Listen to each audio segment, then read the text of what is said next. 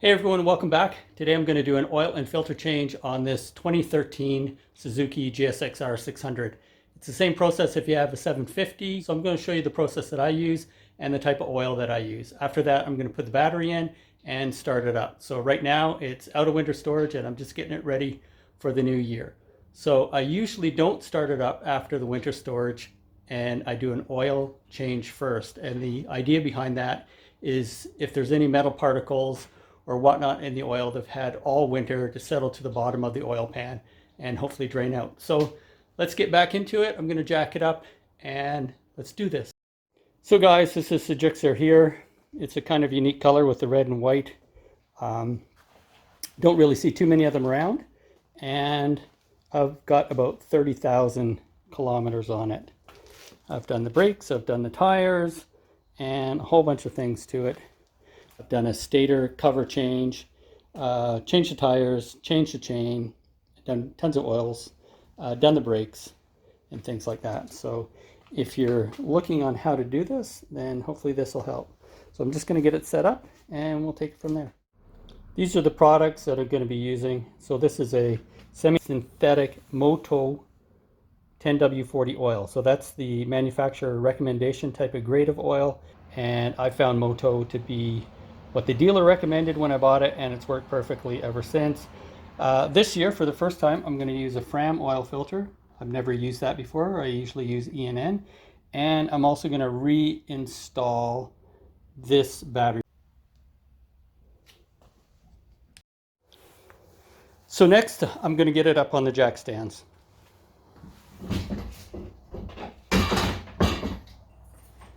If you've not done this before, you want to do the rear tire first.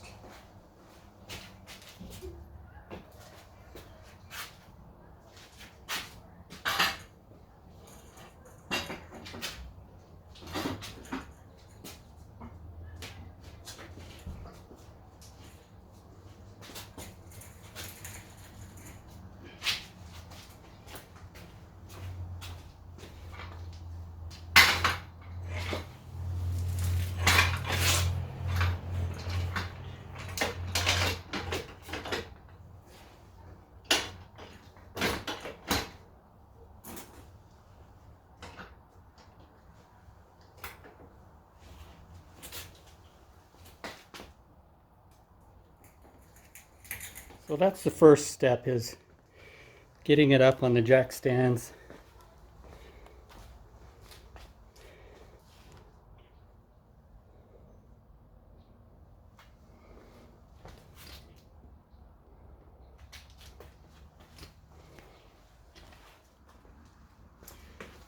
So I've done this before.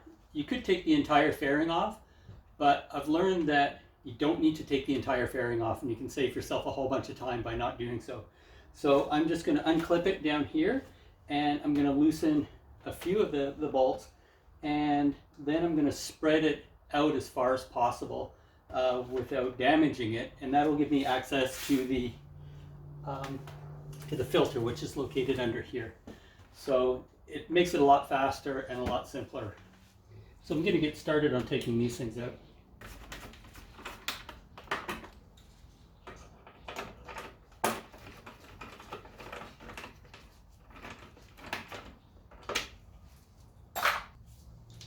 Take this big one out here.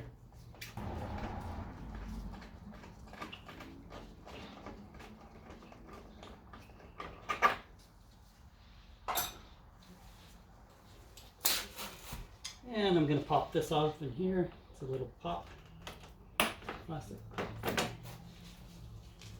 That comes off pretty simply. Let's place this aside somewhere.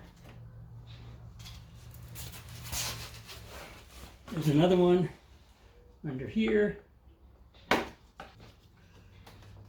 This one keeps the two fairing halves at the bottom together.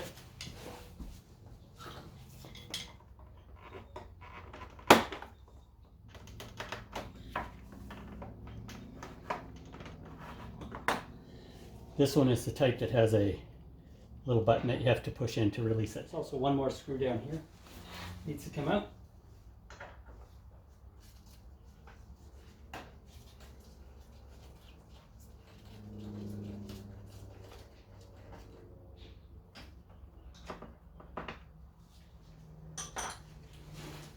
Now that all the screws are out, it shouldn't be that difficult to spread the fairing open enough to access the oil filter. So I'm going to do that right now. The oil filter, which is right here, and the drain plug, which is down here, so that's easy access as well. I'm going to drain the oil first, and I'll just get set up for that. The drain plug screw requires a 17mm socket to take it off. So let's do that and drain the oil.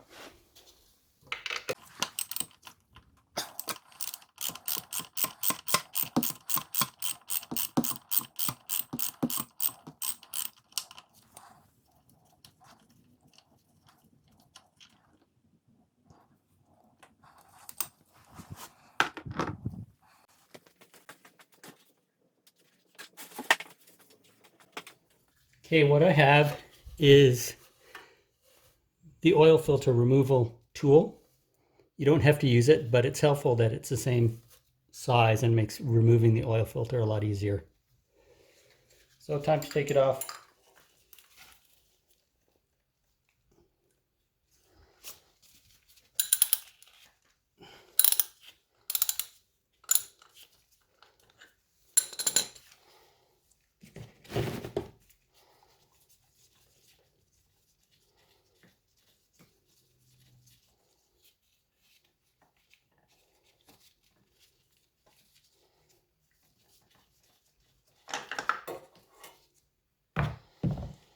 Let that drain for a little bit.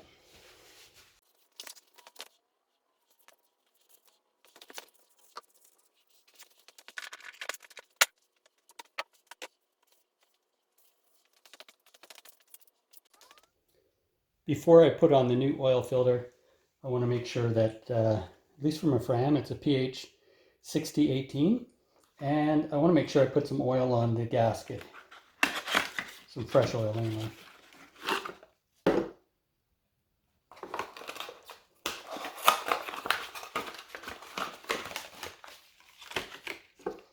So right now, you've got the oil filter, but you need to put a little bit of oil around the gasket for a good seal.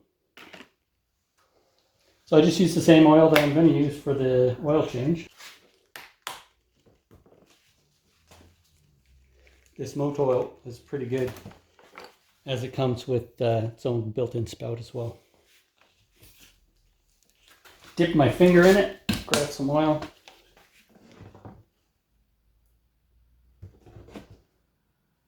That, and then just put it around the seal. And then let's go stick this one back on. For me, I'm just going to hand tighten it plus one turn and take off my glove for max grip, and let's get into it. There you can see where the oil filter is going to go. Just going to do one quick clean here just to wipe off some excess oil.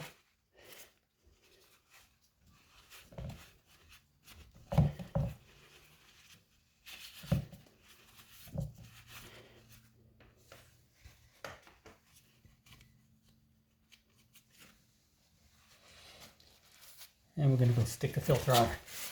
So for me, through experience, as soon as it gets contact on it, I'm going to do one or as close to one complete turn as possible, and then leave it at that.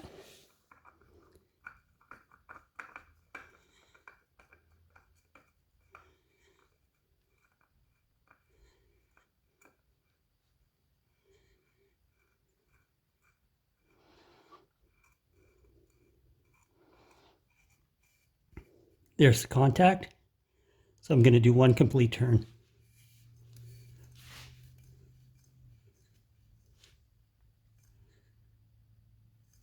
That's as far as I want to go, and that will work fine. Time to put the oil pan plug back in, and I just wanted to highlight that with this here, it has a magnet on the bottom, and that catches little metal particles. So before putting that back in, make sure that you take the metal particles off. Installing this is pretty straightforward. They do have a crush washer on them, which allows it to crush a little bit and create a better seal.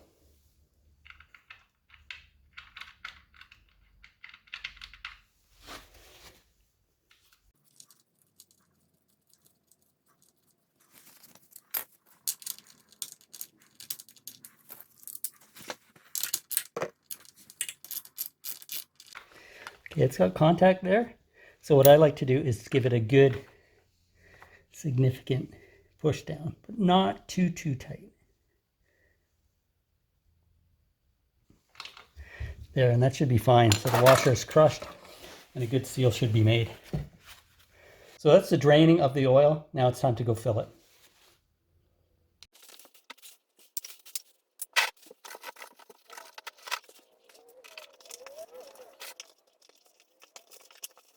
So like any of this oil, you want to make sure that you dispose of it at any of your local hazardous waste collection places. Now I'm going to put the fairing back on.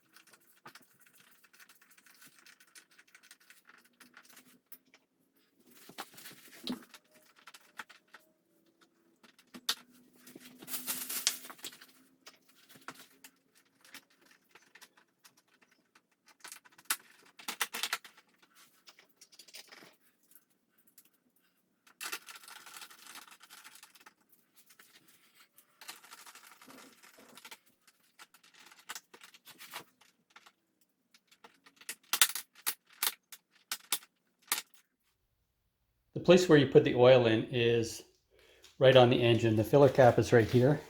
It's hard to notice, but it's on the right hand side of the engine and just around where all the sequential gears are located as well. So let's pull that off and fill it up.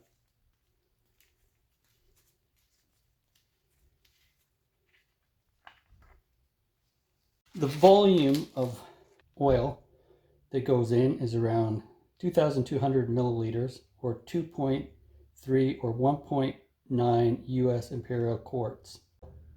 For an oil change only, oil and filter, you want to put in 2.6 or 2.2 US imperial quarts, or 2.5 liters, or 2,500 milliliters.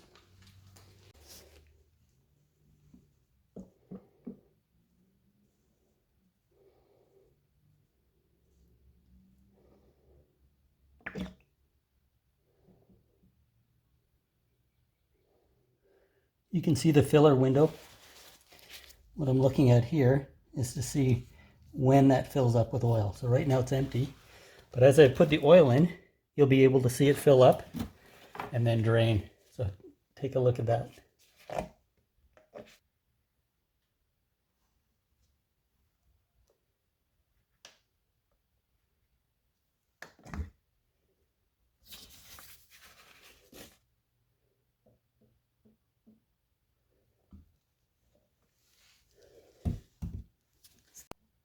Once you get a feeling that you're getting close, then you just put little bits in at a time.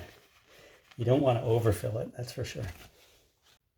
Starting to fill up, almost halfway.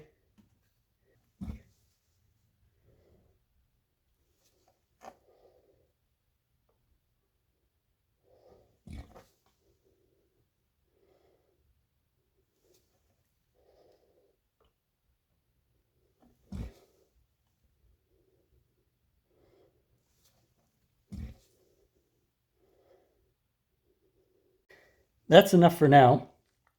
You can see the window is primarily full. Once I start the engine and the engine oil gets circulated around the engine and into the oil filter, this window is going to empty again. And that's when you come back and you top it up so that it is just at the top of the window. So you can just see a little bit of an empty space on top, and then you know it's good to go. So let's install that battery and get this thing started. To access the battery, in this motorcycle. It's underneath the seat. So in order to get the seat off, there's a couple things that have to come out first. You got to take this fairing off both sides.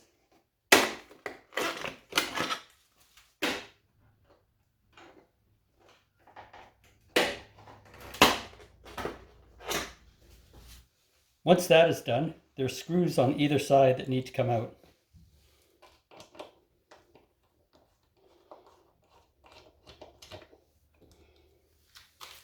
Once the screws are out, you can pop off the seat.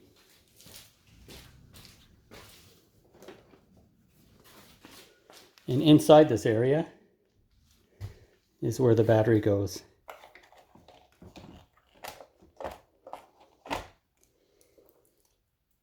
And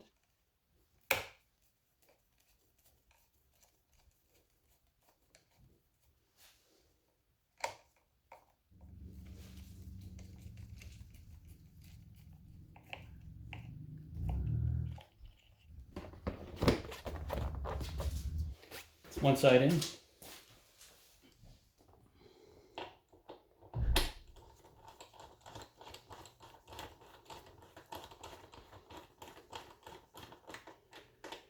The other side in.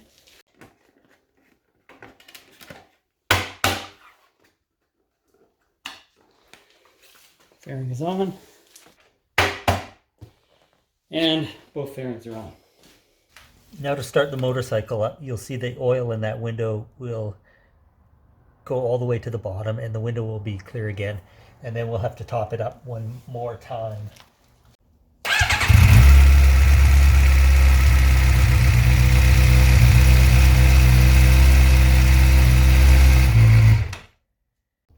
As you can see, the oil in the window has disappeared. So now it's a matter of just topping it up. So I'll pour a little bit in and get that window topped up and then restart it again. Here we go.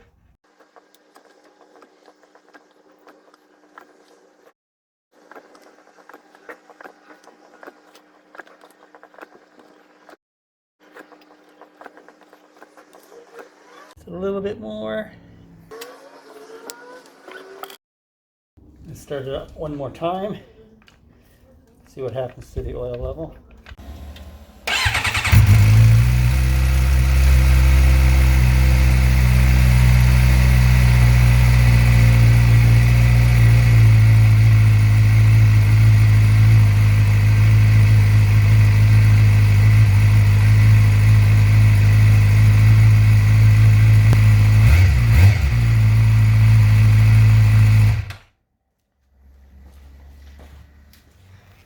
So we're going to top it up just a little bit more.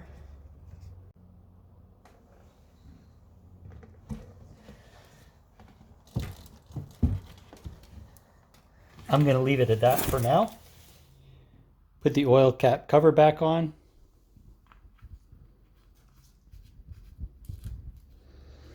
Just tighten it hand tight. So the last thing to do is to take down the bike. The best thing to do is to put the front wheel down first and then the rear wheel. So let's do that.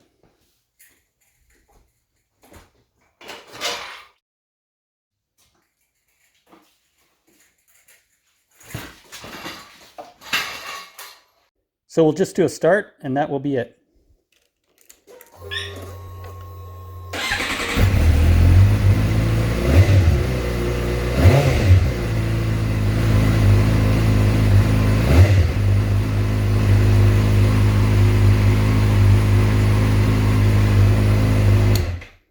Awesome. Hey everyone, that concludes the video on how to do an oil and filter change on a Suzuki GSXR or GSXR 600 750, plus installing the battery and then checking to make sure that the oil level is at the level that you want it by using that window. Hit the like button. If you want to see more, hit the subscribe button. And I'll have more on this motorcycle and also the 1977 Corvette. And a couple other project cars that I'm working on as well, like this 1987 CRX. So stick around and we'll see you all in the next one.